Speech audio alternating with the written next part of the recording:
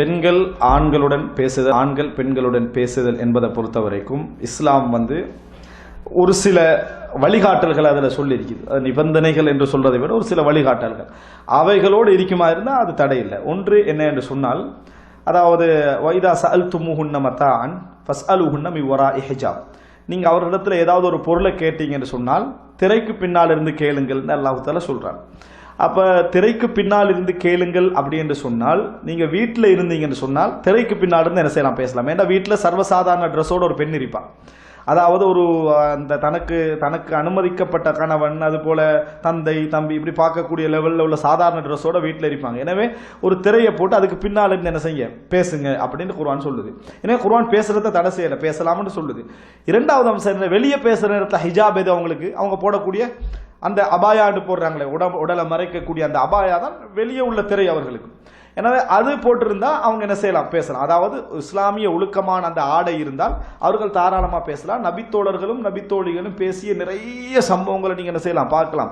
அதாவது பல செய்திகளை நான் உங்களுக்கு என்ன செய்யலாம் எடுத்து சொல்லலாம். அவங்க சாதாரணமாக சர்வசாதாரணமாக பேசி இருக்கிறார்கள். ஆனால் இது முதல் நிபந்தனை. இரண்டாவது, பேசுகிற நேரத்தில் ஆணுக்கு ஒரு நிபந்தனை, பெண்ணுக்கு ஒரு எக்ஸ்ட்ரா நிபந்தனை இருக்குது. அது என்ன அப்படின்னு சொன்னால், ஒரு பெண் பேசுற நேரத்தில் அதாவது அந்த ஹுது இருக்கக்கூடாது பேச்சில். வலா தஹ்லஅன பில் கவுல், அதாவது நீங்கள் ஃபயத்மா அல்லதி ஃபீ கல்பிஹி மரத், அதாவது நீங்கள் உங்கள் பேசுகிற நேரத்தில் வளைவு சுழிவுகளோடு பெண்கள் என்ன செய்யக்கூடாது, பேசக்கூடாது. பெண்கள் பேசினா சாதாரணமாக, ஏன்னா ஆணுக்கும் பெண்ணுக்கும் அப்படி ஒரு இயல்பு இருக்கும். சாதாரணமாக ஒரு ஆணோட பேசுகிற நேரத்தில் ஒரு குரல் ஸ்டாண்டர்டாக இருக்கும். பெண்ணோட பேசுற நேரத்தில் என்ன செஞ்சிடும், அதுக்கேற்ற மாதிரி இவன்ட குரலை என்ன செஞ்சிடும், பணிஞ்சிடும்.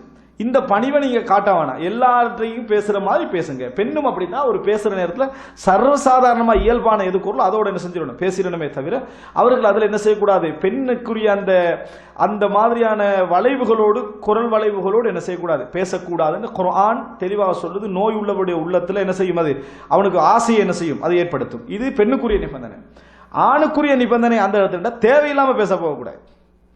உதாரணமா தேவையில்லாம பேசுறா என்னது, எப்படி நல்லா இருக்கிறீங்களா அப்படின்னு சும்மா தேவையில்லாம என்ன செய்யறது, கேள்வி கேட்கறது. நல்லா இருக்கிறீங்களான்னு கேள்வி ரொம்ப முக்கியமான ஒரு கேள்வியா, கேள்வி அல்ல. அப்ப அந்த இடத்துல எது தேவையான பேச்சு, ஒரு ஃப்ரெண்டு அவர் உங்களோட வீட்டில் இருக்கிறாரா இல்லையா, அவர் சந்திக்க வளமே வீட்டில் இருக்கிறாரா, எப்போ வருவார், எப்போ சந்திக்கலாம் கேட்டுக்கலாம். ஒரு தேவையான ஒரு பேச்சாக, அது ஒரு தேவையான ஒரு சட்ட, இப்போ மார்க்க ரீதியாக நீங்க கேள்வி கேட்குறீங்க. இங்க பலவிதமான சட்ட அதாவது ஒரு நல்ல சூழல் இது, ஒரு திரைக்கு மத்தியில் என்னது, ஒரு ஆணும் பெண்ணும் பார்க்க முடியாத அமைப்பிலான ஒரு அமைப்பு இங்கே எடுத்து ஒரு கேள்வி நீங்க என்ன சரி கேட்குறீங்க, பதில் சொல்லணும். இப்படி ஒரு தேவையான அமைப்பில் உள்ள கேள்விகளை மார்க்கம் தடை செய்யலாம். மார்க்கம் படிப்பிக்கவும் செய்யலாம். பெண்கள் ஆண்களுக்கு படிப்பிக்கலாம், ஆண்கள் பெண்களுக்கு படிப்பிக்கலாம், தடை செய்யல இஸ்லாம்.